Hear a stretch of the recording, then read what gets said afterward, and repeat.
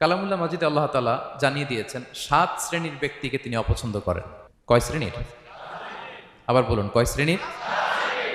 জি, 7 শ্রেণীর ব্যক্তিকে আল্লাহ তাআলা অপছন্দ করেন। তো মানে আল্লাহ তাআলা তাদেরকে ভালোবাসেন না। আমরা আজকে এই 7 শ্রেণীর ব্যক্তি কারা তাদের ব্যাপারে জানার চেষ্টা করব এবং আমরা সতর্ক হয়ে যাব যে আমরা যেন তাদের অন্তর্ভুক্ত না হই। কি বলেন? কোন 7 শ্রেণীর ব্যক্তি, কোন অভাগা, কোন কপাল পোড়া সেই 7 শ্রেণীর ব্যক্তি যাদেরকে আল্লাহ তাআলা পছন্দ করেন না, ভালোবাসেন না, এই মর্মে তিনি কালামুল্লাহ মাজিদে ঘোষণা দিয়েছেন এবং আমরা সতর্ক হওয়ার চেষ্টা করব এই বৈশিষ্ট্য যেন কশিনকালেও কভু আমাদের মধ্যে না আসে। তাহলে কালামুল্লাহ মাজিদ আল্লাহ তাআলা যে জানিয়েছেন যে তিনি 7 শ্রেণীর ব্যক্তিকে পছন্দ করেন না, তার মধ্যে প্রথম শ্রেণী হচ্ছে সীমা লঙ্ঘনকারী। আরবিতে বলে আল মুআতাদুন। সীমা লঙ্ঘনকারী ব্যক্তিকে আল্লাহ তাআলা পছন্দ করেন না। লিমিট ক্রস করলে আল্লাহ তাআলা পছন্দ করেন না। লিমিটকে কেউ যদি ওভারস্টেপ করে, ক্রস করে, আল্লাহ তাআলা পছন্দ করেন না। সীমা লঙ্ঘনকে তিনি মোটেও পছন্দ করেন না। এবং মজার ব্যাপার হচ্ছে আল্লাহ কেউ কোনো অন্যায় করলেই সাথে সাথে পাকড়াও করেন না। কেউ ভুল করলেই আযাব দেন না। কেউ নাফরমানি করলেই আযাব পাঠান না। আল্লাহ অনেক সময় দেন, অনেক সময় দেন। শুধরে যাবার অনেক টাইম সে পায়, তারপরও যখন সে লিমিট ক্রস করে তখন আল্লাহ ধরেন। আল্লাহ সব সময় ধরে না, ধরলে ছাড়ে না। ধরে ধরে ধরে না, ধরলে আল্লাহ ছাড়ে না। আল্লাহ সব সময় ধরবেন। এবং যে সমস্ত জাতিগোষ্ঠীকে এই পৃথিবীতে আল্লাহ তাআলা আযাব দিয়ে ধ্বংস করেছেন, তাদের স্টোরি যদি আমরা খেয়াল করি, আমরা দেখব যে তাদেরকে আল্লাহ অনেক সুযোগ দিয়েছেন ভালো হওয়ার, শুধরে যাওয়ার। কিন্তু তারা আল্লাহর আদেশ অমান্য করতে করতে করতে করতে যখন লিমিট ক্রস করে ফেলছে, একটা সবকিছুর একটা লিমিট থাকে, কি বলেন? We all should know all limits. আপনাকে জানতে হবে যে আপনি কতটুকু পর্যন্ত করতে পারবেন, কতটুকু আপনার সীমানা। You should know your limit. এই লিমিটটা আপনার জানতে হবে। তারা যখন লিমিট ক্রস করেছে আল্লাহ আযাব দিয়েছে। আপনারা সামুদ জাতির নাম শুনেছেন? তাদের কাছে আল্লাহ তাআলা একজন নবী পাঠিয়েছিলেন, নাম হচ্ছে সালেহ আলাইহিস সালাম। আল্লাহর নবী সালেহ আলাইহিস সালাম, তিনি তাদেরকে দাওয়াত দিলেন যে হে আমার জাতিগোষ্ঠীর লোকেরা, এক আল্লাহর ইবাদত করো। তারা অবাধ্য হলো। তিনি সত্যের পথে আহ্বান করলেন, তারা এই কথা শুনলো না। একটার পর একটা আল্লাহর পায়গাম আসে, তারা অবাধ্য হয়, তারা অবাধ্য হয়, তারা আল্লাহ তাআলার আদেশকে মানে না।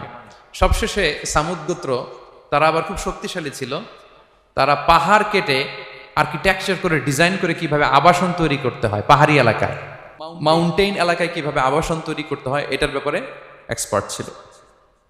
কিন্তু তারা সালেহ আলাইহিস সালামকে বলল, সালেহ তুমি পাগল, তুমি জাদুকর, তুমি যে আল্লাহর কথা বলছো আমরা মানবো এক শর্তে, যদি এই পাহাড়ের ভেতর থেকে 10 মাস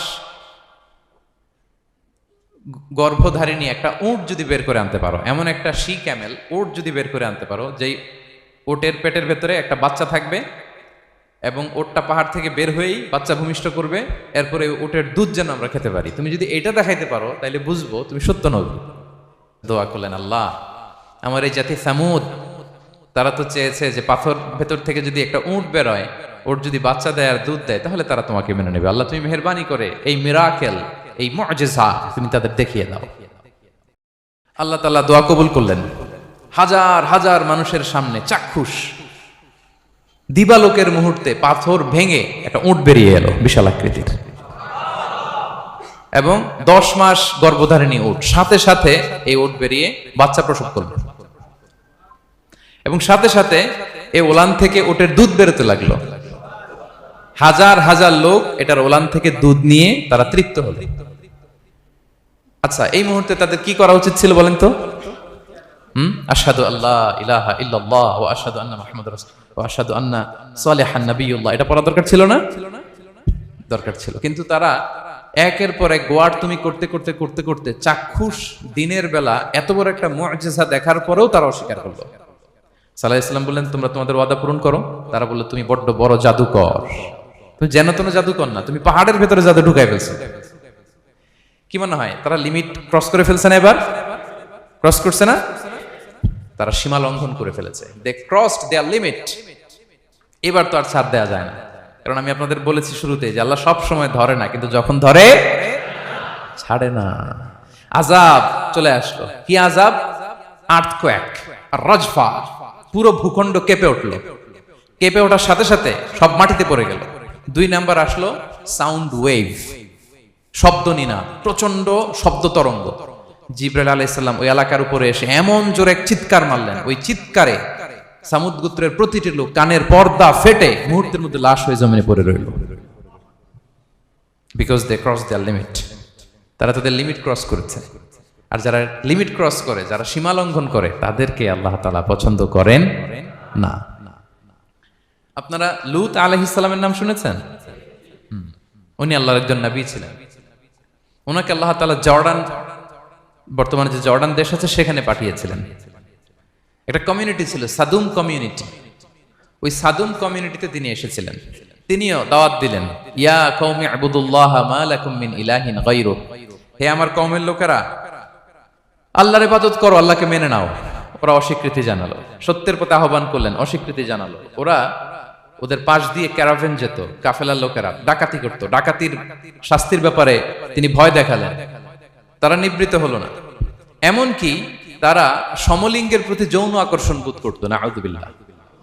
হোমোসেক্সুয়ালিটি, এখন একটা গ্রুপ আছে দেখবেন যে রংধনু নিয়ে মিষ্টি মিষ্টি কথা শোনায় বিশ্বব্যাপী। তাদের সাইন হচ্ছে রংধনু, রেইনবো। তারা ছেলেতে ছেলেতে বিয়ে, মেয়েতে মেয়েতে বিয়ে, এটাকে প্রমোট করে, নাউযুবিল্লাহ মিন যালিক। আমাদের এই মুসলিম সমাজে যেন এই আবর্জনা প্রবেশ করতে না পারে, আমাদেরকে সচেতন থাকতে হবে, ঠিক কিনা? এই সাদুম কমিউনিটির একটা বদ অভ্যাস ছিল, তারা ছেলেতে ছেলেতে বিয়ে করত, পুরুষে পুরুষে।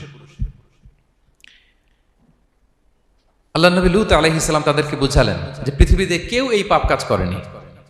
প্রাণীদের মধ্য থেকেও একটা পুরুষ প্রাণীর প্রতি আকৃষ্ট হয় না। তোমরা আশরাফুল মাখলুকাত হয়ে কিভাবে এই কাজ করো, তোমরা থামো।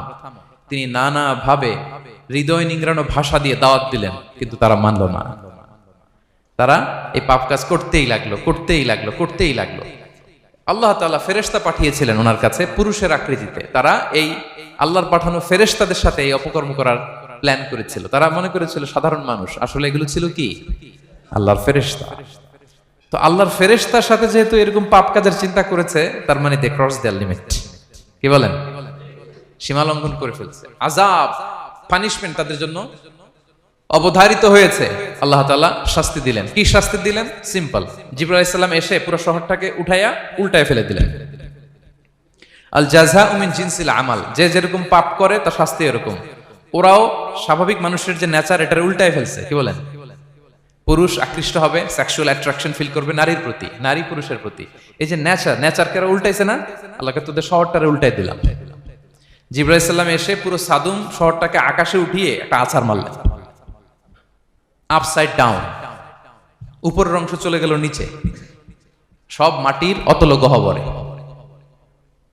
ফাজআলনা আলিয়াহা সাফিলাহা ওয়া আমতারনা আলাইহিম মিন সিজারাতিন মিন সিজিলিম মানদুদ। আল্লাহ বললেন উপরের অংশ নিচে নিয়ে নিলাম, পুরো শহরটারে উল্টে দিলাম, আর পাথর বৃষ্টি বর্ষণ করলাম, সব শেষ। ওই জায়গাটা আজও আছে, ওইটা জর্ডান এবং ইসরায়েলের সীমান্তে। এটাকে এখন বলে মৃত সাগর, আল বাহরুল মাইয়িত আরবিতে, ইংরেজিতে বলে ডেড সি। কি সি? Dead sea. মৃত সাগর কেন? কারণ ওখানে কোনো প্রাণী জন্মায় না। ওই সাগরে কোনো মাছ নাই, কোনো ব্যাঙ নাই, এমনকি কোনো শ্যাওলাও নাই। গজবের জায়গা। লবণের density at least 10 times more than the natural sea. সাধারণ সাগরের পানিতেই তো কত লবণ, আমরা মুখে নিলে রাখতে পারি এত লবণ, ওইটার চেয়ে কমপক্ষে 10 গুণ বেশি লবণ রাখতো। গজবের জায়গা, আযাবের জায়গা। এবং আযাব কেন এসেছে? দে ক্রস দেয়ার লিমিট, তারা সীমা লঙ্ঘন করেছে। আর ইন্নাল্লাহা লা ইউহিব্বুল মু'তাদিন, আল্লাহ তাআলা সীমা লঙ্ঘনকারীকে পছন্দ করেন না। আরেকজন নবীর কথা বলে এই পয়েন্টটা শেষ করি। মুসা আলাইহিস সালাম, ফেরাউনের হেদায়েতের জন্য আল্লাহ তাআলা মুসা আলাইহিস সালামকে পাঠিয়েছিলেন। তিনি নানাভাবে তার ভাইকে নিয়ে দাওয়াত দিতে লাগলেন, কিন্তু ফেরাউন এই কথা মানে না। ফেরাউন বলে, তুমি যে নবী, প্রমাণ কি? মুসা আলাইহিস সালাম বলেন, দেখো এই যে আমার হাতে লাঠি। উনি এমন নবী ছিলেন, উনি লাঠি মাটিতে রেখে দিলে ওটা মুহূর্তে সাপ হয়ে যেত। তো মাটিতে তিনি লাঠি রাখলেন, এটা মুহূর্তে সাপ হয়ে গেল, যে এই যে আমি নবী। মানে না, বললেন আরো কিছু দেখা। তো মুসা আলাইহিস সালাম বগলের এখান থেকে হাত উঁচু করলে নূরের ঝলকানি হাতের মধ্যে দেখা যেত। উনি নূরের ঝলকানি দেখালেন, এরপরও মানে না। এরকম একটার পর একটা আল্লাহ নবী মুসা আলাইহিস সালাম মুআজিজা দেখাতে লাগলেন, কিন্তু ফেরাউন মানে না। শুধু মানে না এতটুকুই না, সবশেষে আল্লাহ নবী মুসা আলাইহিস সালামকে অ্যাসাসিনেশন, হত্যার পরিকল্পনা করলো তারা, যে বনি ইসরাইল মুসা এবং মুসার অনুসারী যারা আছে দুনিয়া থেকে সরাই দিতে হবে, ধরো মুসারে ধরো, মুসার অনুসারীদের ধরো। ধাওয়া পাল্টা ধাওয়া শুরু হলো। আল্লাহ নবী মুসা আলাইহিস সালাম বনি ইসরাইলকে নিয়ে বাঁচার জন্য ছুটলেন, ছুটতে ছুটতে সামনে লোহিত সাগর। দেখেন, একে তো আল্লাহর বিধান মানে নাই, এরপরে একটার পর একটা মুআজিজা আসলো, সেটাও মানে নাই, এখন নবীরে হত্যার জন্য ছুটছে। কি মনে হয় সীমা লঙ্ঘন হয়েছে? একটু একটু হয়েছে না অনেক? আল্লাহু আকবার। আল্লাহ বললেন ফাআগরাকনাল আখারিন, আমি মুসা এবং বনি ইসরাইলকে বাঁচাই দিলাম, ফেরাউন সহ তার দলবলকে সাগরে ডুবায় মারলাম। শুধু ডুবাই মারে নাই, আল্লাহ বলে ফাল ইয়াউমা নুনাজ্জিকা বিবাদানিকা লিতাকুনা লিমান খালফাকা আয়া। ফেরাউনকে লোহিত সাগরে তো ডুবিয়েছেই, আল্লাহ বলেন ফেরাউন তোর অনুসারী যারা পৃথিবীতে থাকবে, তোর চালা চামুন্ডা যারা থাকবে, তোর খালাতো ভাই চাচাতো ভাই যারা দুনিয়াতে বেঁচে থাকবে, তাদের জন্য তোর লাশটারে আমি শুটকি বানিয়ে রাখলাম up to the day of judgment. কিয়ামত পর্যন্ত ফেরাউনের লাশটা মিশরের জাতীয় জাদুঘরে ড্রাই বডি হিসেবে আছে। আমি নিজে দেখে এসেছি নিজ চোখে, মমিফাইং করে শুটকি বানায় রাখছে। এভাবে পৃথিবীতে যতগুলো জাতিগোষ্ঠীকে আল্লাহ তাআলা আযাব দিয়ে ধ্বংস করেছে, তার কারণ হচ্ছে সীমা লঙ্ঘন। তার কারণ কি? প্রিয় ভাইরা, আমরা যেন আমাদের লাইফস্টাইলের দিকে একটু খেয়াল করি, যে এই সীমা লঙ্ঘনের কাতারে আমরা চলে আসলাম কিনা, আমরা চলে আসলাম কিনা, আমাদেরকে খেয়াল রাখতে হবে। আল্লাহ তাআলা সীমা লঙ্ঘনকারীকে পছন্দ করেন না। ইন্নাল্লাহা লা ইউহিব্বুল মু'তাদিন, তিনি সীমা লঙ্ঘনকারীদেরকে পছন্দ করেন না। এমনকি রাসূলুল্লাহ সাল্লাল্লাহু আলাইহি ওয়াসাল্লামের বায়োগ্রাফি যদি আমরা খেয়াল করি, আমরা দেখব যে তিনি যখন যুদ্ধের জন্য অভিযান পরিচালনা করতেন, দল পাঠাতেন, সেনাবাহিনী পাঠাতেন, তখন তাদেরকে বলতেন খবরদার যুদ্ধের ময়দানে সীমালঙ্ঘন করো না, সীমালঙ্ঘন করো না, খবরদার। যুদ্ধে যদি কেউ হেরে যায়, বন্দীদের সাথে খারাপ আচরণ করো না। ওরা হেরে গেছে বন্দী, আপনি চাইলে তার কান কেটে দিতে পারবেন, নাক কেটে দিতে পারবেন, আকৃতি বিকৃতি করতে পারবেন না। বিষ্ণু ইসা ইসলাম বললেন খবরদার সীমালঙ্ঘন করো না। যেখানে যুদ্ধে গিয়েছো ওই এলাকার শিশুদেরকে মেরো না, ওই এলাকার নারীদেরকে মেরো না, ওই এলাকার পাদ্রীদের গায়ে হাত তোলো না। সন্ন্যাসীতে যারা ইবাদত করে ওদের তো দোষ নাই, সিভিলিয়ান নাগরিক, তাদের গায়ে হাত তোলো না, খবরদার। গবাদি পশুর গায়ে হাত তুলবে না, এগ্রিকালচারাল প্রোডাক্ট জ্বালিয়ে দিও না। সুবহানাল্লাহি বিহামদিহি, কি রহমতের নবী ছিলেন। সীমা লঙ্ঘন যেন না করে বিষ্ণু ইসা ইসলাম অভিযান প্রেরণের আগে তিনি স্পষ্ট বলে দিতেন খবরদার কেউ সীমা লঙ্ঘন করবে না। যারা তোমাদের বিরুদ্ধে অস্ত্র তুলেনি তাদের বিরুদ্ধে অস্ত্র তোলা যাবে না, কারণ ইন্নাল্লাহা লা ইউহিব্বুল মু'তাদিন, আল্লাহ তাআলা সীমা লঙ্ঘনকে পছন্দ করেন না। প্রিয় ভাইরা, তাহলে যে 7 শ্রেণীর ব্যক্তিকে আল্লাহ তাআলা পছন্দ করেন না, তার প্রথমটা আমরা জেনে গেলাম, তারা কারা? সীমা লঙ্ঘনকারী। আমি কিন্তু প্রায় এরকম জিজ্ঞেস করব এবং সব শেষে আপনাদেরকে নিয়ে রিভাইজ করব। তাহলে 1 নম্বরে আমরা পেলাম তারা কারা? মেহেরবানি করে সবাই বলবেন একসাথে, তারা কারা? তারা সীমা লঙ্ঘনকারী, তারা তাদের লিমিট ক্রস করে, তাদেরকে আল্লাহ তাআলা পছন্দ করে না। সো আমরা আমাদের লাইফের সাথে একটু মিলিয়ে নেই যে আমরা আমাদের কোনো ক্ষেত্রে সীমা লঙ্ঘন করি কিনা, একটু খেয়াল করেন। আমার যে দায়িত্ব আছে আমি কি সীমা লঙ্ঘন করি কিনা? আমার স্ত্রী আমার দায়িত্বে, তার সাথে সীমা লঙ্ঘন করি কিনা? আমার ভাতিজা ভাতিজি অনেকের আছে ইয়াতিম, তার বাবা মারা গেছে, তার সব সম্পত্তির দায়ভার আমার উপর দেয়া, আমি ওইখানে তাকে ঠিকঠাক মতো সব দেই কিনা, সীমা লঙ্ঘন করি কিনা? হ্যাঁ, ক্ষমতা পেলে সীমা লঙ্ঘন করি কিনা? কি মনে হয় আমরা ক্ষমতা পেলে সীমা লঙ্ঘন করি কিনা? হ্যাঁ,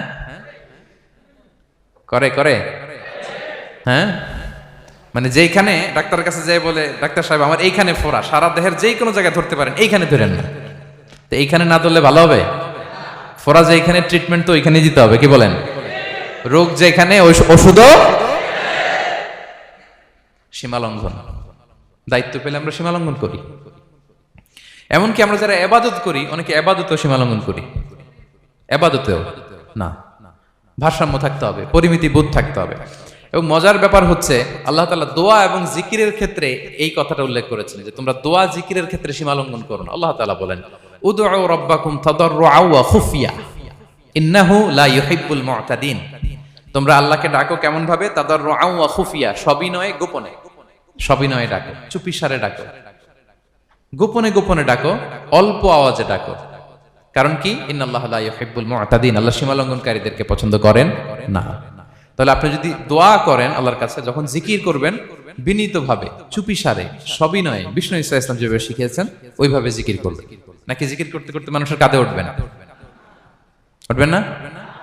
ওঠে ওঠে, হ্যাঁ ওঠে। দেখেন আল্লাহ তাআলা যেইখানে 3 ফোঁটা দেওয়া দরকার 3 ফোঁটা দেয়, যেখানে 1 ফোঁটা ওইখানে 1 ফোঁটা দেয়। আল্লাহ তাআলা ইন্নাহু লা ইউহিব্বুল মুআতাদিন, আল্লাহ সীমালঙ্ঘনকে পছন্দ করেন না। এই কথাটা ঢুকাইছে কোথায়? দোয়া আর জিকিরের মধ্যে। কারণ আল্লাহ জানে আল্লাহর কিছু বান্দা থাকবে, তারা দোয়া এবং জিকিরের সময় কি করবে? সীমালঙ্ঘন করবে। মাঝে মাঝে কিছু ভিডিও ক্লিপসে দেখা যায় জিকির করতে করতে আরেকজনের কাঁধের উপরে, যিনি জিকির পরিচালনা করতেছে তার মাথার উপরে। এখন আমি ওয়াজ করতেছি, আপনি যদি লাফাইতে লাফাইতে এসে আমার উপরে পড়েন, হ্যাঁ মাইকের উপরে যদি এসে পড়েন, আমার অবস্থা হবে কি? লাফাতে লাফাতে উপরে উঠে যায়, নিজে ইনজুর্ড হয়, পাশের শ্রোতাকে ইনজুর্ড করে, যিনি আলোচনা পরিচালনা করতেছে তাকে ইনজুর্ড করে। এরকম আছে না নাই? ইন্নাহু লা ইউহিব্বুল মুআতাদিন, আল্লাহ তাআলা সীমা লঙ্ঘনকে পছন্দ করেন না। তাহলে আমাদের প্রত্যেকের উচিত আমাদের লিমিট জানা, আমরা যেন আমাদের কখনো লিমিটকে ক্রস না করি প্রিয় ভাইরা। এটা প্রতিটি ক্ষেত্রে, ইভেন ইবাদতে আমরা যেন সীমা লঙ্ঘন না করি। এই পয়েন্টটা মনে থাকবে আপনাদের? আচ্ছা, তাহলে 2 নম্বরে আমরা চলে যাই। 2 নম্বরে যে শ্রেণীকে আল্লাহ তাআলা পছন্দ করেন না তারা হচ্ছে জালিম বা অত্যাচারী। জালিম বা অত্যাচারী, যারা জুলুম করে তাদেরকে আল্লাহ তাআলা পছন্দ করেন না। আল্লাহ তাআলা বলছেন ফাআম্মাল্লাযীনা কাফারু ফাউআযিবুহুম আযাবান শাদীদান ফিদ দুনিয়া ওয়াল আখিরা ওয়া মা লাহুম মিন নাসিরিন, যারা দুনিয়াতে কুফরি করবে কঠিন শাস্তি দুনিয়াতেও আখিরাতেও। ওয়া আম্মাল্লাযীনা আমানু ওয়া আমিলুস সলিহাতি ফায়ুওয়াফিহিম উজুরাহুম, আর যারা ঈমান আনবে সৎকর্ম করবে তাদের প্রতিদান আমি আল্লাহ বুঝিয়ে দেব। ওয়াল্লাহু লা ইউহিব্বুয যালিমিন, তবে জেনে রাখো আল্লাহ তাআলা জালিমিনদেরকে পছন্দ করেন।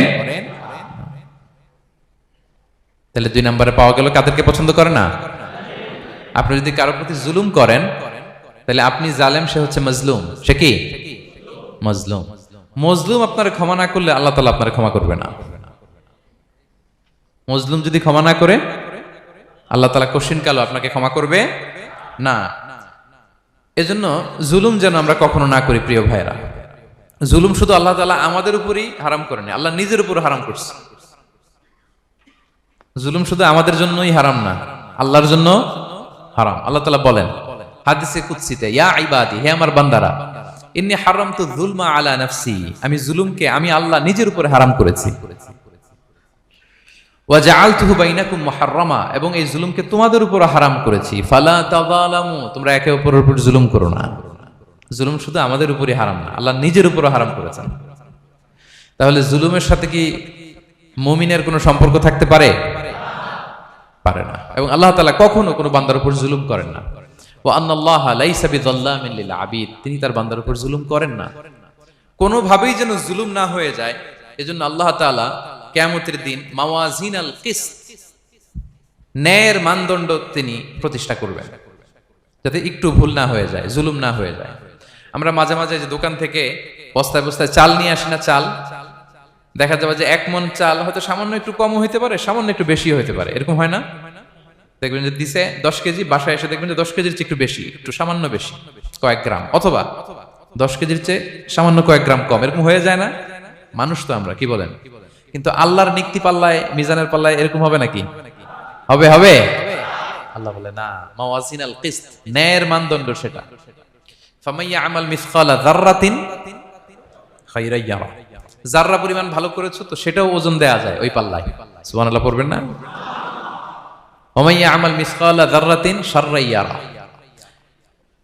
অনুপরিমাণ খারাপ করেছো সেটাও ওজন দেয়া যায়। কারণ ওয়া আন্নাল্লাহা লাইসা বিযাল্লামিন লিল আবিদ, তিনি বান্দার উপর জুলুম করেন না। তিনি এমন পাল্লা দিয়েছে যাতে জুলুম না হয়।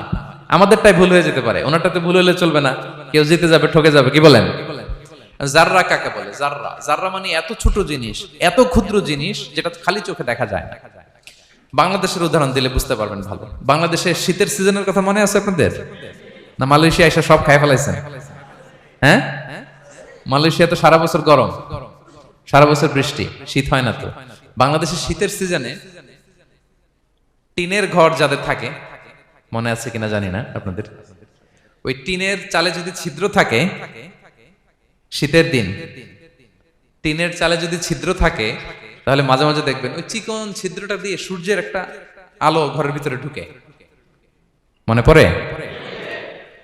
টিনের চালের ছিদ্র, চিকন এই ছিদ্রটা দিয়ে সূর্যের একটা চিকন রশ্মি নিচে পড়ে।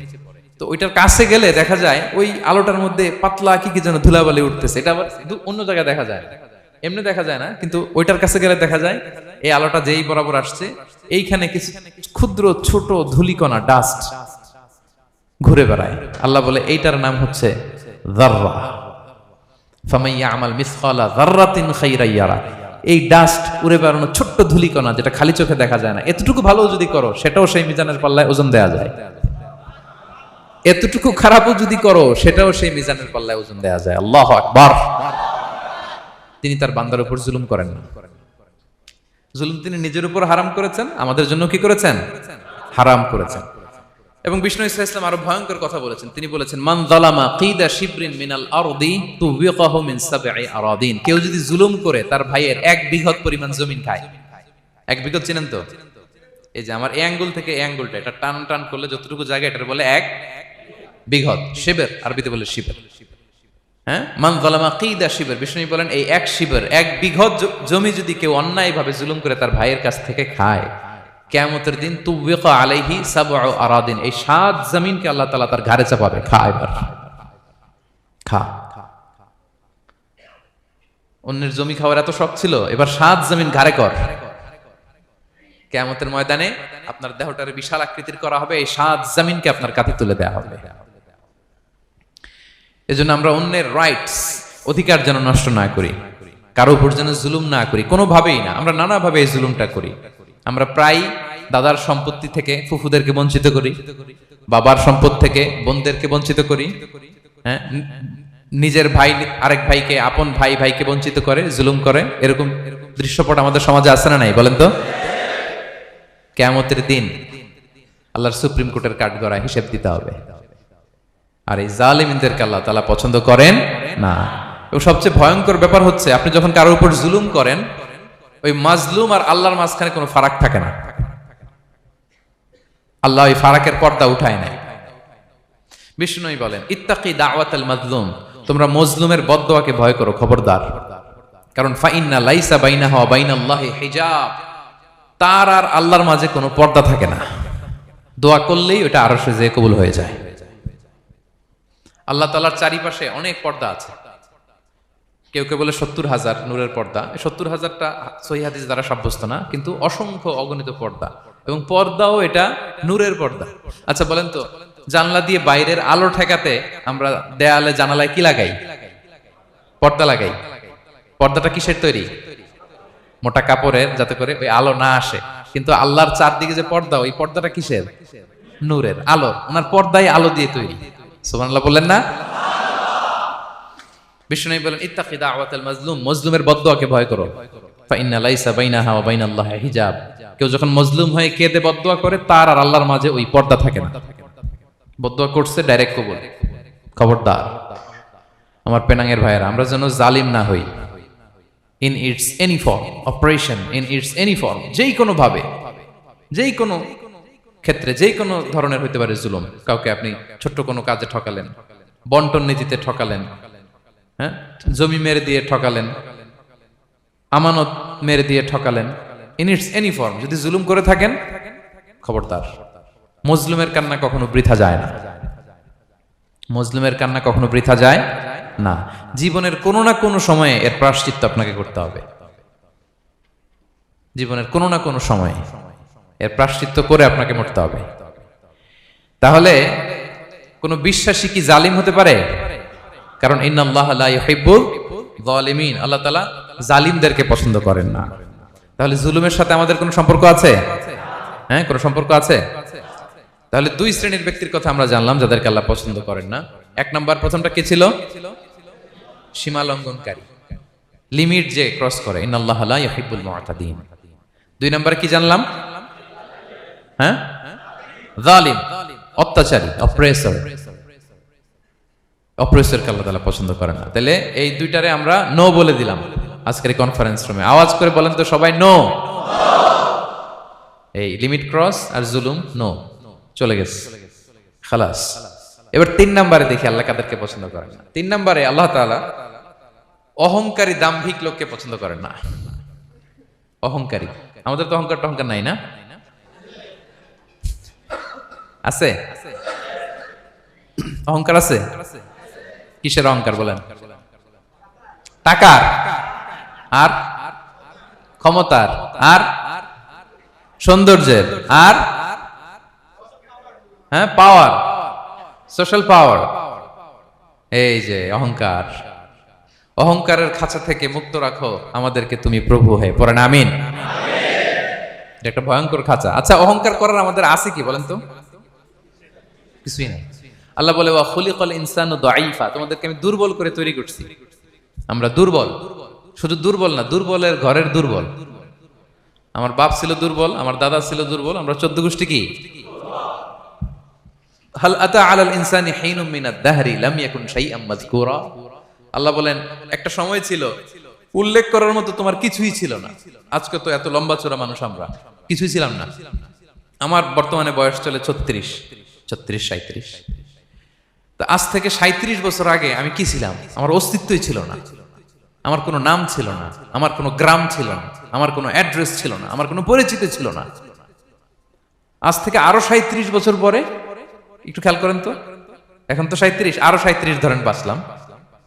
এরপরে আমি দুনিয়া, দুনিয়া থাকবে কিন্তু আমি নাই। আজকে কার জন্য আটকে আছে দুনিয়ার কাজ বলেন তো? আপনার দাদার জন্য, আপনার নানার জন্য।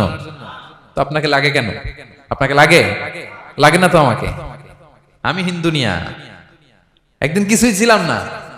আল্লাহ বলেন হাল আতা আলাল ইনসানি হিনুম মিনাদ দাহরি লাম ইয়াকুন শাইআম মাযকুরা। তুমি কিছু ছিলা, একটা সময় কিছুই ছিলা না, উল্লেখ করার মতো তুমি কিছুই ছিলা না। অস্তিত্বহীনের জগৎ থেকে তোমাকে আমি অস্তিত্ব আনলাম।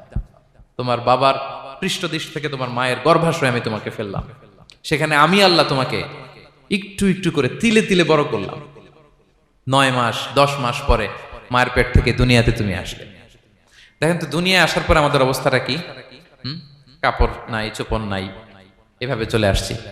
আসার পরে কেউ যদি মুখে খাবার তুলে দেয় তাইলে খাইতে পারি, হ্যাঁ, তাও লিকুইড খাবার, এদিক দিয়ে দিলে এদিক দিয়ে পড়ে যায়, খালি মুছতে হয়।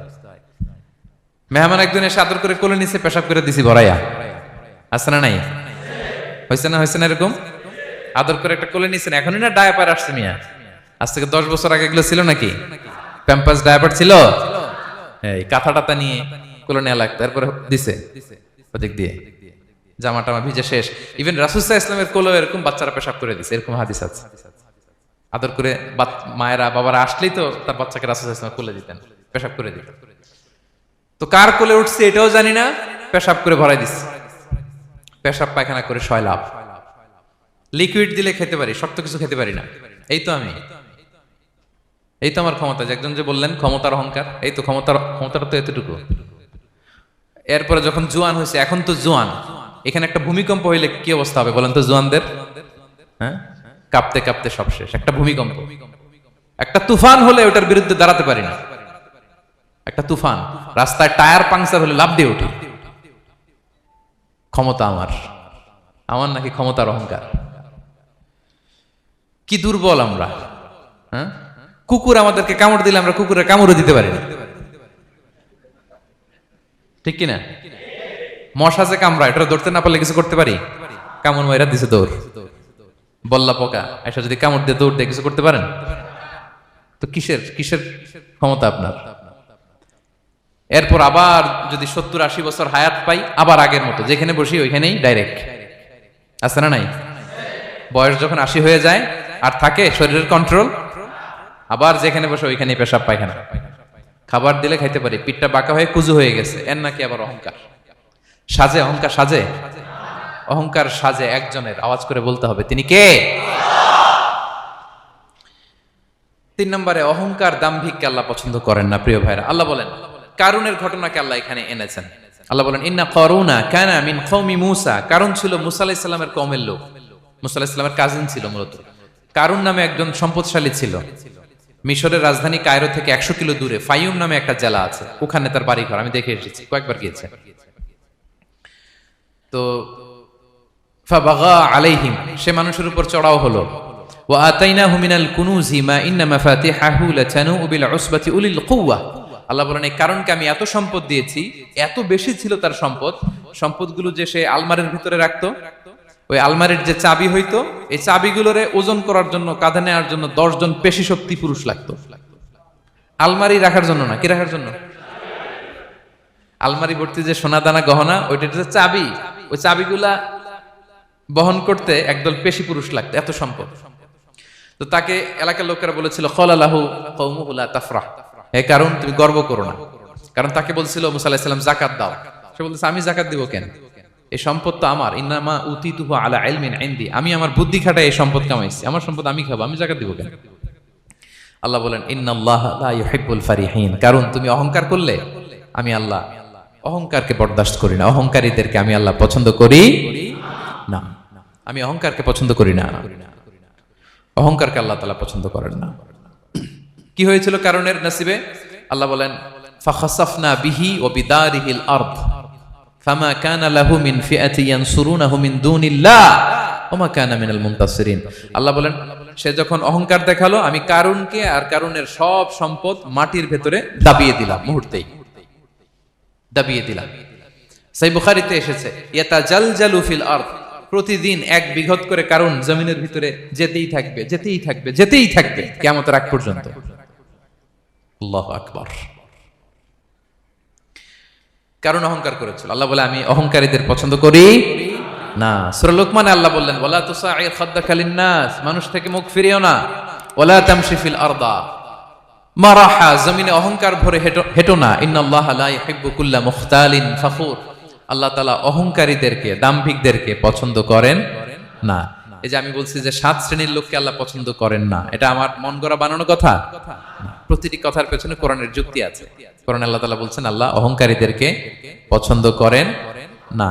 ইংরেজিতে কি বলে? ইগো আছে আমাদের, হ্যাঁ ইগো, এটারে ছেড়ে ফেলতে হবে, অহংকার করা যাবে না। আমার প্রিয় ভাইরা একটু মনোযোগী হন, এই আয়াতের তাফসীরটা একটু সংক্ষেপে বুঝিয়ে দেই। আল্লাহ তাআলা বলছেন ইন্নাল্লাহা লা ইউহিব্বু কুল্লা মুখতালিন ফখুর, আল্লাহ কোন মুখতাল আর ফাখুরকে পছন্দ করেন না। মুখতাল আর ফাখুর মানে কি? মুখতাল মানে যে অহংকার করে মনে মনে। কিছু লোক আছে ভিতরে ভিতরে নিজের বড় মনে করে, বাইরে বলে না বা বলার সাহস পায় না, কিন্তু ভিতরে ভিতরে ভাবে আমি কোন হনুরে, কি বলে আমি কোন, আমি তো বড়, আরে আমার চেয়ে বড় বেশি জানে নাকি কেউ, আমার চেয়ে কিছু পারে নাকি, আমি তো, কিন্তু এটা মুখ দিয়ে বলে না, ভিতরে ভিতরে আছে না নাই? এদেরকে আরবিতে বলে মুখতাল। কি বলে? মুখতাল। আরেকজন ফাখুর, সে শুধু ভিতরে না, এটা প্রকাশ্যে বলে বেড়ায়, এটা আরো ডেঞ্জারাস। ফাখুর সে আরো খারাপ, সে প্রকাশ্যে তার অহংকার প্রদর্শন করে, বলে বেড়ায় যে আমি বড়, আমি বড়, আমি বড়। এই আমি বড় কথাটাই সবচেয়ে ভয়ঙ্কর। আমি বড় কথাটাই সবচেয়ে ভয়ঙ্কর। নিজে যাকে বড় বলে বড় সে, লোকে যাকে বড় বলে বড় সে হয়। আমার প্রিয় পেনাঙ্গের ভাইরা, নিজেকে বড় মনে করা এটা শয়তানের স্বভাব। কার স্বভাব? বিনয়ী হওয়া এটা নবীদের স্বভাব। আল্লাহ তাআলা ফেরেশতাদেরকে বলেছিলেন উসজুদু লি আদম, তোমরা আদমকে সিজদা দাও। ফাসাজাদাল মালাইকা কুল্লুহুম, সবাই সিজদা দিল ইল্লা ইবলিস, কে ছাড়া? ইবলিস ছাড়া। সে নিজেকে বড় মনে করেছিল, শয়তান। কিভাবে? সে লজিক খাটাইলো আল্লাহর সাথে। সে লজিক দিয়ে আল্লাহর বলে আল্লাহ ক্বালা আনা খায়রুম মিনহু, আল্লাহ আমি কেন সিজদা দেব, আমি তো আদমের চেয়ে শ্রেষ্ঠ, আমি বড়। আল্লাহ বলতেছে তুমি বড়, কেমনে বড়? শয়তান বলে খালাকতানি মিন নার, আপনি আমারে বানাইছেন কি দিয়ে? আগুন দিয়ে। ওয়া খালাকতাহু মিন তিন, আর আদমকে বানিয়েছেন মাটি দিয়ে। কি দিয়ে? মাটি দিয়ে। আগুনের ধর্ম দাউ দাউ করে উপরের দিকে কি করে? ওঠে, আর মাটি ঢিলা রেখে দিলে নিচে পড়ে যায়। তো সে যুক্তি দিয়ে বলতেছে আল্লাহ ঊর্ধ্বগামী কোন জিনিস তো নিম্নগামী কোন জিনিসের কাছে মাথা নোয়াতে পারে? যুক্তি, মনে রাখবেন যুক্তি সব জায়গায় খাটে। আপনার অফিসের যে বস, মালয়েশিয়ান ভাষায় বসরে কি বলেন আপনারা? ওকে, তোকে, এই আপনার তোকের সামনে যে আপনি লজিক খাটাইলে হবে? বস যেটা বলে ওইটাই ফাইনাল। তো আল্লাহ তাআলা আদেশ করেছিলেন সেজদা করার, সে সেজদা করলেই ভালো করতো, কিন্তু সে যুক্তি দিল আল্লাহ আমি শ্রেষ্ঠ, তাকে বানাইছেন মাটি দিয়ে, আমারে বানাইছেন আগুন দিয়ে, আমি কেন মাথা নত করব, আমি বড়। এই আমি বড় বলার সাথে সাথে দৃশ্যপট পাল্টায় গেল। আল্লাহ বলে বের হ, ফাখরুজ, বের হ, তুমি অভিশপ্ত, তুমি লানত প্রাপ্ত, তোমার স্থান হবে জাহান্নাম। তুমি নিজেকে বড় মনে করেছো, তাইলে বড় মনে করা এটা শয়তানের স্বভাব। কার স্বভাব? তা আমরা নিজেকে বড় মনে করব কখনো? আরো জোরে বলেন, করব? বিষ্ণু ঈসা ইসলাম নিজে নিজে ছোট থাকতে চাইতেন। তিনি দোয়ায় বলতেন, আল্লাহুম্মা জাআলনি ফি আইনি সাগীরা ওয়া ফি আ'য়ুনিন নাসি কাবীরা। আল্লাহ, আমার চোখে আপনি আমারে ছোট বানান, আল্লাহ মানুষের চোখে আপনি আমারে বড় বানান। বিশ্বনবী নিজের চোখে নিজে ছোট থাকতেন, কিন্তু গোটা বিশ্বের মানুষের চোখে বড় হয়েছেন না? কত বড়? রাফা'না লাকা যিকরাক। আল্লাহ বলে, আমি যেখানে অতটুক পর্যন্ত উঠাইছি আপনারে। কোন নবীর নিচে উপরে? কথা বলেন, কোন নবীকে শেষ পর্যন্ত উঠাইছে? সুবহানাল্লাহ। নবী হে, আমি যদ্দূর আপনার উঠাইছি অদ্দূর, ওই পর্যন্ত নিয়ে গেছে সাক্ষাতের জন্য। সুবহানাল্লাহ। প্রত্যেক নামাজে বিশ্বনবীর উপর দুরূদ আছে না নাই? কিয়ামত পর্যন্ত বিশ্বনবীর প্রতি ভালোবাসা আমাদের পক্ষ থেকে আছে না নাই? আছে। আল্লাহ তাআলা ওনাকে বড় করেছেন। এজন্য নিজের চোখে আমরা নিজে ছোট থাকবো। আপনি যদি বড় হন, এটা মানুষ বলবে। কে বলবে? নাকি আপনিই বলবেন? বলা যাবে না। এবং বিষ্ণু ঈসা ইসলাম কিছু টেকনিক আমাদের শিখিয়েছেন, কিছু টেকনিক আমাদের জানিয়েছেন। এই কাজ করলে তোমরা অহংকার থেকে মুক্ত থাকতে পারবে। এর মধ্যে একটা হচ্ছে আগে আগে সালাম দেওয়া। তিনি বলেন, আল বাদিউ বিস সালামি বারিউম মিনাল কিবর, যে আগে আগে সালাম দেয় তার হৃদয় থেকে আল্লাহ অহংকার তুলে নেয়। আগে সালাম দিন। পারবেন? ফোন করলেই আগে কি বলবেন? বাসায় ঢুকেই আগে কি বলবেন? স্ত্রীকে আগে সালাম দিবেন, বন্ধুকে আগে সালাম দিবেন, বাসার কাজের লোকটাকে আগে সালাম দিবেন, আপনার ড্রাইভারকে আগে সালাম দিবেন, বাসার দারোয়ানটারে আগে সালাম দিবেন। ফকির একটা আসলে আপনি সালাম দিয়ে ফেলবেন। পারবেন?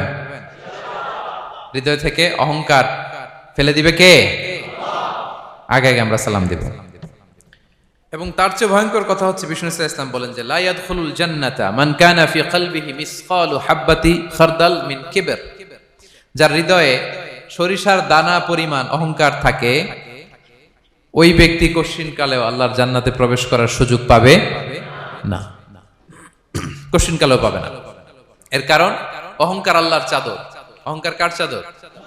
আল কিবরিয়া রিদাই ওয়াল আযামাতু ইজারি। আল্লাহ বলে, অহংকার আমার চাদর, বড়ত্ব আমার লুঙ্গি।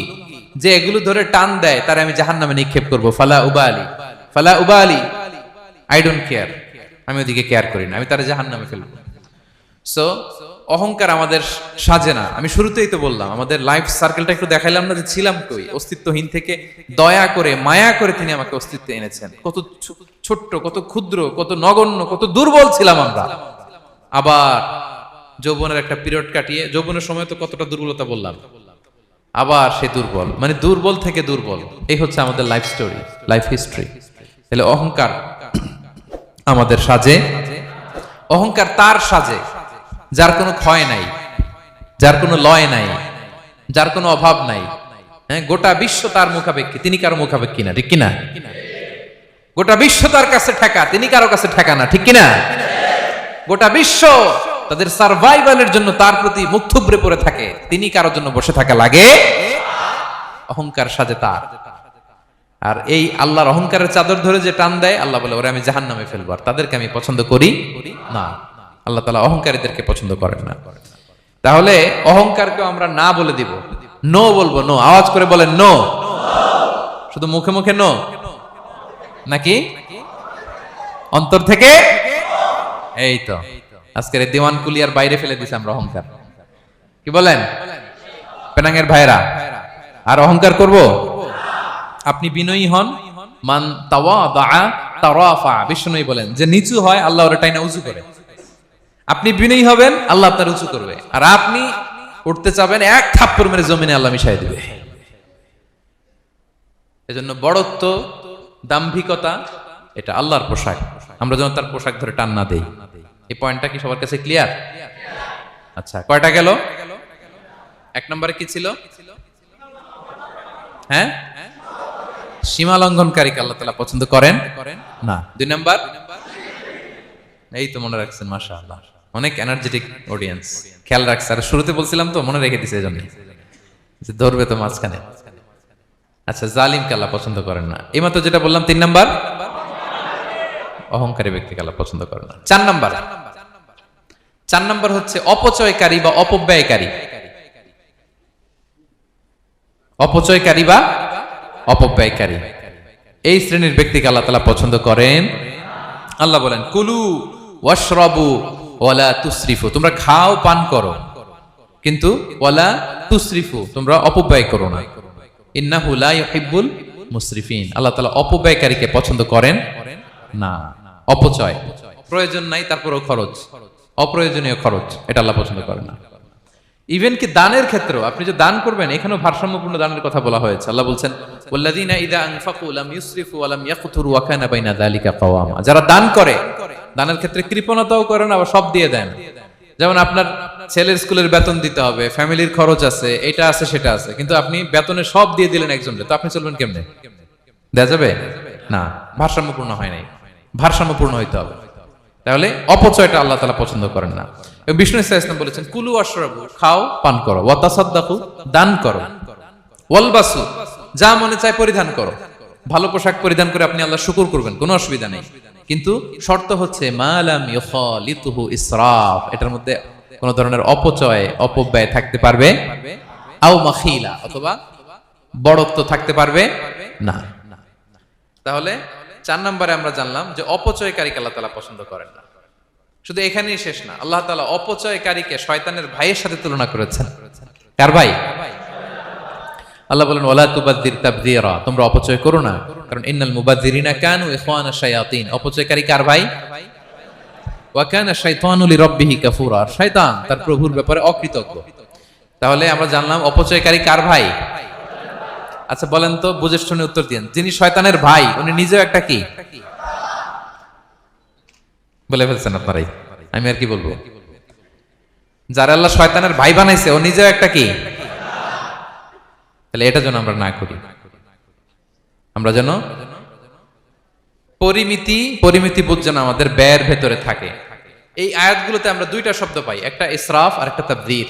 ইন্নাল্লাহা লা ইউহিব্বুল মুসরিফিন, আর জায়গা ওয়ালা তুবাদদির তাবদীরা, দুটোই হারাম। পেনাঙ্গের ভাইয়েরা, পার্থক্যটা কি? পার্থক্য হচ্ছে ইসরাফ মানে হচ্ছে বৈধ বা হালাল কোনো ক্ষেত্রে প্রয়োজন অতিরিক্ত ব্যয় করা, হালাল হালাল, কিন্তু আপনি অতিরিক্ত খরচ করছেন। বাসায় আম লাগবে 2 কেজি, কয় কেজি? 2 কেজি হলে সুন্দর খাওয়া যায়, নিয়ে আসছেন 10 কেজি, কয় কেজি? 3 দিন পরে এগুলো পচে টচে নষ্ট হয়েছে, অপচয় হয়েছে না? কিন্তু আম কিনা হালাল না হারাম? আম খাওয়া হালাল না হারাম? তাহলে এই যে হালাল জিনিসে প্রয়োজন অতিরিক্ত যে খরচ করছেন, এটাকে বলে ইসরাফ, এটা নিষেধ। আরেকটা আল্লাহ যেটা আরো ভয়ঙ্কর, শয়তানের ভাই বানাইছে আল্লাহ যে কারণে, ওটা বলে তাবযীর। ওটা কি? তাবযীর হচ্ছে অবৈধ বা হারাম কোনো ক্ষেত্রে প্রয়োজন অতিরিক্ত ব্যয় করা।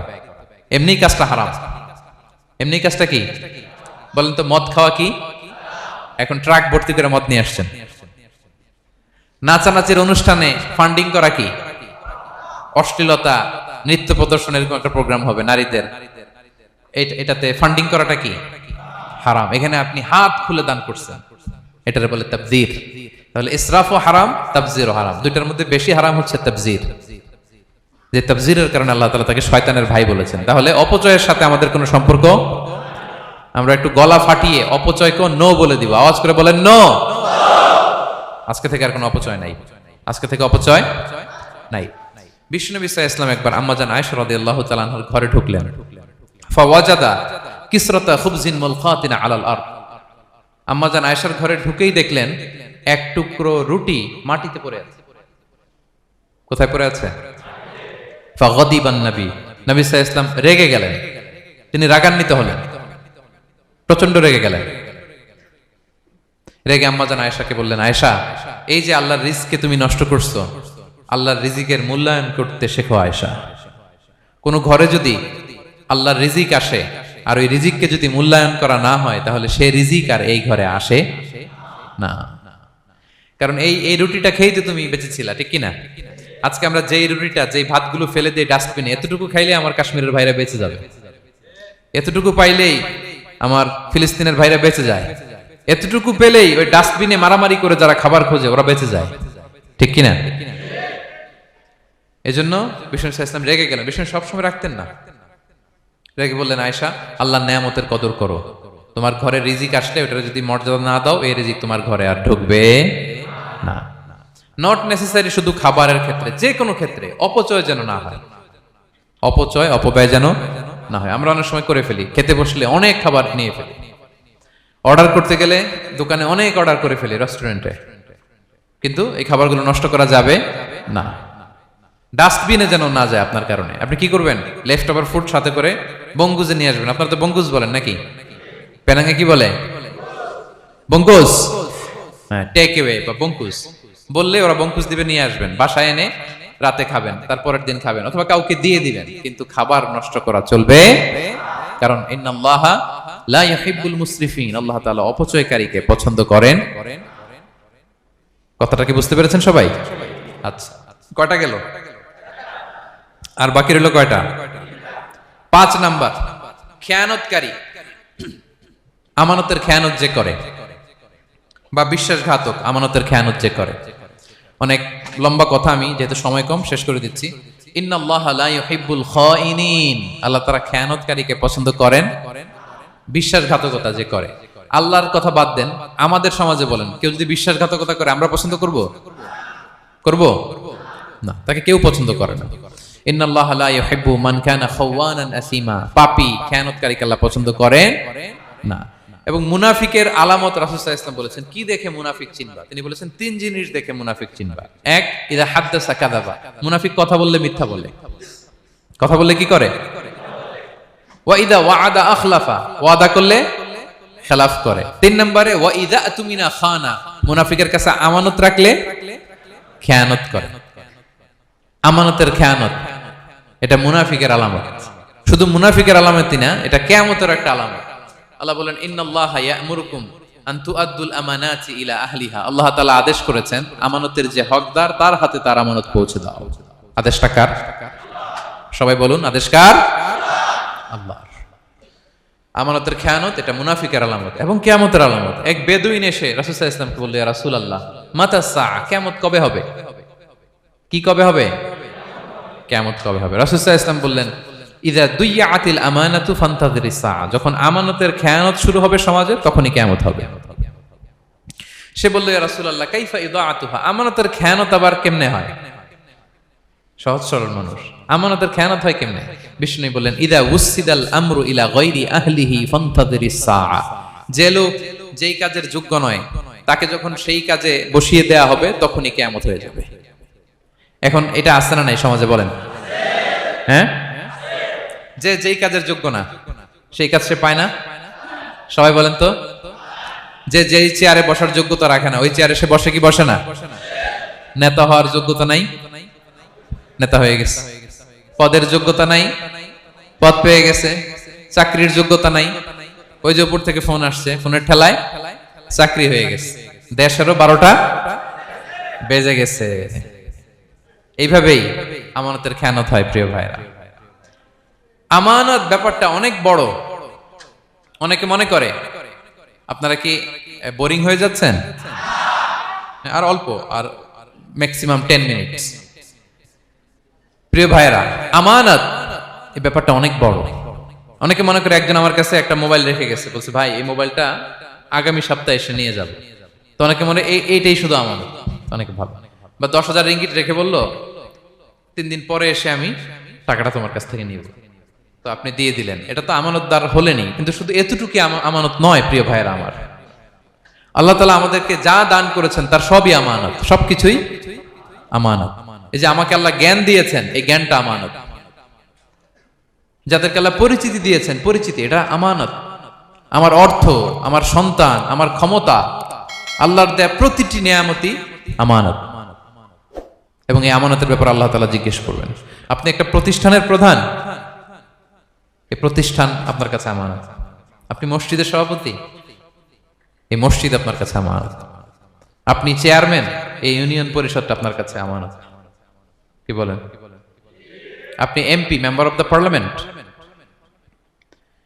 এই নির্বাচনী এলাকাটা আপনার কাছে আমানত। আপনি রাষ্ট্রপ্রধান, পুরো রাষ্ট্রের প্রতিটি ইঞ্চি আপনার কাছে কি? এই আমানতের খেয়ানত যখন হবে, বিষ্ণু বলেন, তখনই কিয়ামতের অপেক্ষা করো। ফান্তাযিরিস সাআ। কিয়ামত হয়ে যাবে। তাহলে খেয়ানতকারীকে আল্লাহ তাআলা পছন্দ করেন না, আমানতের খেয়ানতকে পছন্দ করেন না। আর আমানত এটা ব্যাপক বিষয়, আমার জ্ঞান, আমার ক্ষমতা, আমার পরিচিতি, আমার সন্তান, আমার স্ত্রী, সবকিছু আমানত, এবং এগুলোর ব্যাপারে আল্লাহ তাআলা আমাদেরকে জিজ্ঞেস করবেন। কয়টা গেল?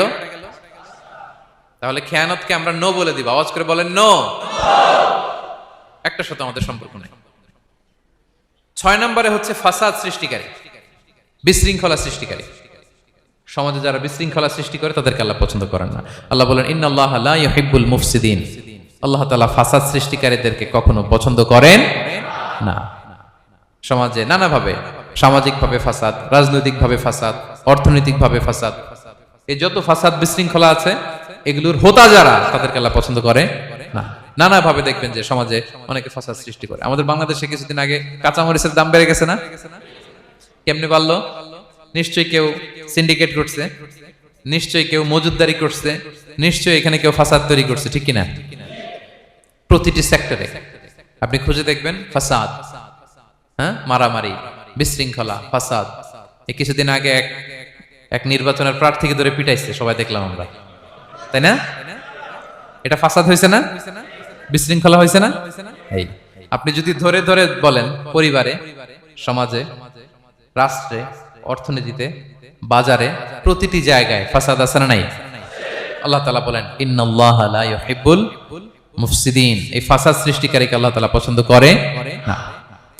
মদিনাতে এই যে টিকিটের দাম, সুন্দর কথা বলছেন, টিকিটের দাম বাড়ায় যারা দেয়, সেম গোস টু দেম, তাদেরও একই কথা, ফাসাদ সৃষ্টিকারী আর মুফসিদুন। এই যে আমাদের হাজিদের এত টাকা লাগে কেন? 50,000 টাকার টিকিট হয়ে গেছে কয় লাখ? 2 লাখ, কয় 1 লাখ? হজে যারা গেছে 1,95,000 টাকা করে পড়ছে একজনের টিকিট। কিয়ামতের দিন আল্লাহর সুপ্রিম কোর্টের কাঠগড়ায় তোমাকে দাঁড়াতে হবে, পাই টু পাই সেদিন হিসেব নিয়ে আল্লাহ তাআলা ছাড়বেন, ঠিক কিনা? সেদিন হবে আসল খেলা। এখন তো আমরা মাইক পেলেই বলি খেলা হবে, কিন্তু আসল খেলা কবে? লক্ষ লক্ষ কোটি মানুষের সামনে আল্লাহ তাআলা আপনার এই গোমর ফাঁস করে দিবেন, আল্লাহ তাআলা আপনাকে অপমানিত করে ছাড়বেন। তাই কোনো ফাসাদের সাথে, বিশৃঙ্খলার সাথে মুমিনের কোনো সম্পর্ক থাকতে পারে না। মদিনায় মুনাফিকেরা এই ফাসাদ তৈরি করত। যখন তাদেরকে বলা হতো তোমরা ফাসাদ করো কেন, ওয়া ইযা কিলা লাহুম লা তুফসিদু ফিল আরদ ক্বালু ইন্নামা নাহনু মুসলিহুন, তারা বলে আরে ফাসাদ কি, আমরাই তো ভালো মানুষ, আমরাই তো ভালো মানুষ, আমরাই তো ভালো কাজ করি। আল্লাহ বলে না, আলা ইন্নাহুম হুমুল মুফসিদুনা ওয়ালাকিন লা ইয়াশউরুন, ওরাই ফাসাদ সৃষ্টিকারী, ওরাই ফাসাদ সৃষ্টিকারী, ওরাই সমাজে বিশৃঙ্খলা সৃষ্টিকারী। ওদের ভেতরে এক, বাইরে আরেক, তার নাম মুনাফিক, ঠিক কিনা? মুনাফিকের সহজ সংজ্ঞা কি জানেন? ভিতরে লালন করে একটা অনুভূতি বা ভাবে একটা, কিন্তু মুখ দিয়ে বলে, তার মানে ভেতরে এক, বাইরে আরেক, তার নাম দুই মুখ সাবেরা। এদিকে যায় বলে আপনার লগে আছে, আপনি খুব ভালো, ওদিকে যায় বলে আরে না না, উনি কি, উনি তো খুব খারাপ মানুষ, আপনি অনেক সবচেয়ে ভালো, আমি আপনার সাথে আছি। এরকম ডাকাইতে আছে না নাই? দুমুখ সাপ, ডাবল স্ট্যান্ডার্ড, নেহি এদার নেহি ওদার, দারমিয়ান মে সাদার বাদার, ডানেও না বায়েও না, মাঝখানে সদর বদর, বুঝেন? দুই নৌকার মধ্যে 2 পা দিছিলেন কখনো? কয় দিছি? অবস্থা কি হয়েছিল তোমার বলো? হ্যাঁ, পড়ে গেছিল? পড়বে। 2 নৌকায় 2 পা দেওয়া যায় না, হয় এই পা এদিকে নিয়ে আসতে হবে, না ওদিকে চলে যেতে হবে। 2 পা দিলে এই উল্টায় পড়বে। মুনাফিকদের স্বভাব এটা, দুমুখ সাপ, ডাবল স্ট্যান্ডার্ড মেনটেন করে, টু ফেসড পার্সোনালিটি এরা। যেদিকে বৃষ্টি ওদিকে ছাতা, উপরে ফিটফাট, ভিতরে সদরঘাট। তাদেরকে যখন বলা হয় তোমরা ফাসাদ সৃষ্টি করো না, ওরা বলে আরে আমরাই তো ভালো। আল্লাহ বলে না, তোমরাই ফাসাদ সৃষ্টিকারী, তোমরা জানো না। তো এই ফিতনা, ফাসাদকে আল্লাহ হত্যার চেয়ে জঘন্য বলেছেন। তিনি বলেছেন আল ফিতনাতু আকবারু মিনাল কতল। এই ফিতনা সৃষ্টি করা, সমাজে পণ্যের দাম বাড়ানো, কাঁচামরিচের দাম বাড়ানো, অন্যের হক নষ্ট করা, টিকিটের দাম বাড়ানো, মজুদদারি করা, সমাজের স্বাভাবিক সামাজিক রাজনৈতিক ভারসাম্য যারা নষ্ট করে, এগুলো সব মুফসিদুন। সব কি? মুফসিদুন, ফাসাদ সৃষ্টিকারী, ফিতনাবাজ। আকবারু মিনাল কতল, সমাজের স্বাভাবিক যে ধারা, এই ফ্লোটাকে তারা নষ্ট করে। এবং ফাসাদের মাধ্যমে যদি কারো ক্ষতি করে, কাউকে কেউ হত্যা করে, সেজন্য গোটা বিশ্বের সবাইকে হত্যা করবে। আল্লাহ বলেন, মান কাতালা নাফসান বিগাইরি নাফসিন আও ফাসাদিন ফিল আরদি ফাকান্নামা কাতালান নাসা জামিআ। অন্যায়ভাবে ফাসাদের মাধ্যমে যখন কেউ কাউকে হত্যা করে, সেজন্য গোটা বিশ্বের সবাইকে হত্যা করে। আকবারু মিনাল কাতাল, ফিতনা এত বড় ভয়ঙ্কর পাপ। তো এই ফিতনার সাথে, ফাসাদের সাথে, ফাসাদ সৃষ্টি করা, বিশৃঙ্খলার সাথে আমাদের কোনো সম্পর্ক, কারণ ইসলাম শান্তির ধর্ম। কিসের ধর্ম?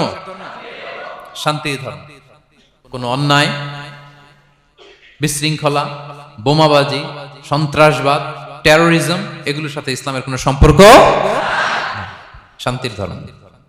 এজন্য আল্লাহ তাআলা ফাসাদ সৃষ্টিকারীদেরকে পছন্দ করেন। কয়টা গেল?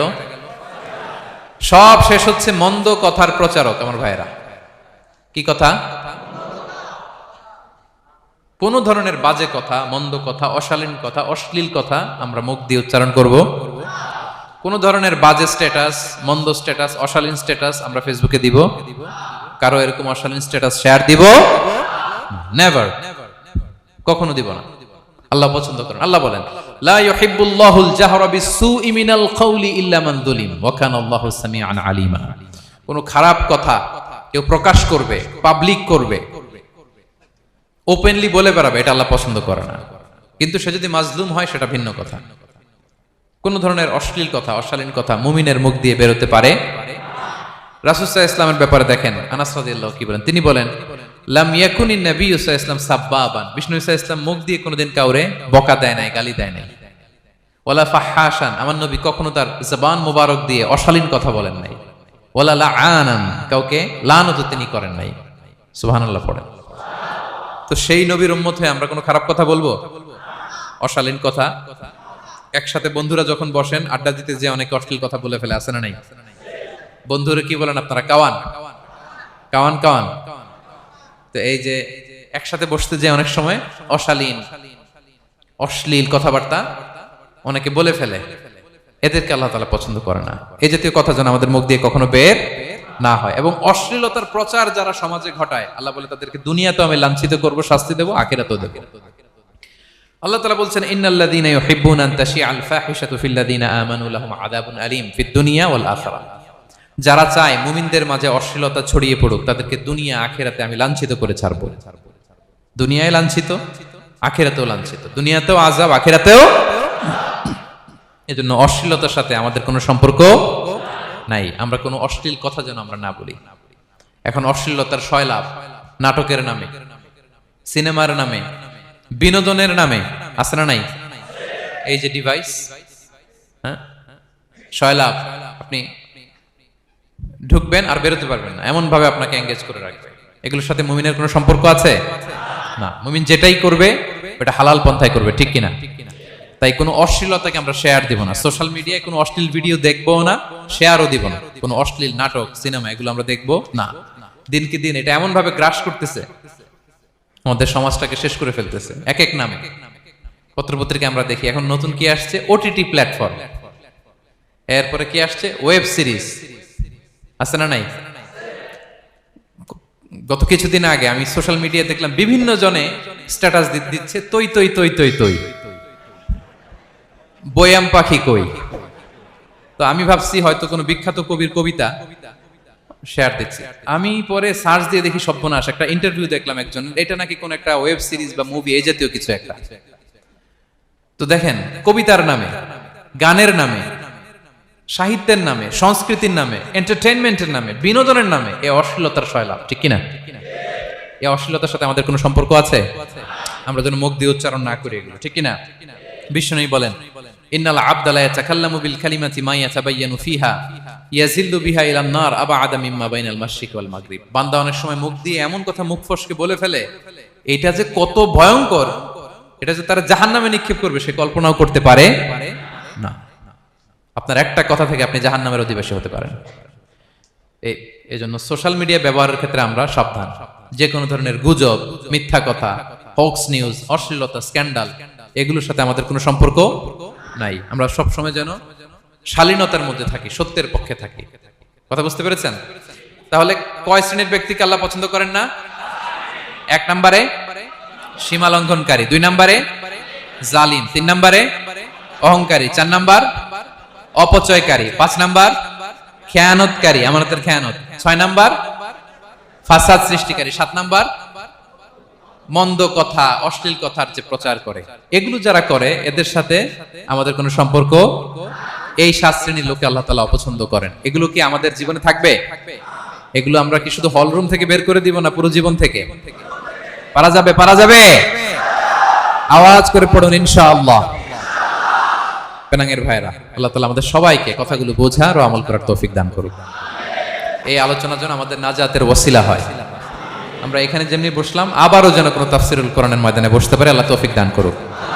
হাযা মা ইনদি ওয়াল ইলমু ইনদাল্লাহ আলাইহি তাওয়াক্কালতু ওয়া ইলাইহি উনীব। ওয়াসসালামু আলাইকুম ওয়া রাহমাতুল্লাহি তাআলা ওয়া বারাকাতুহু।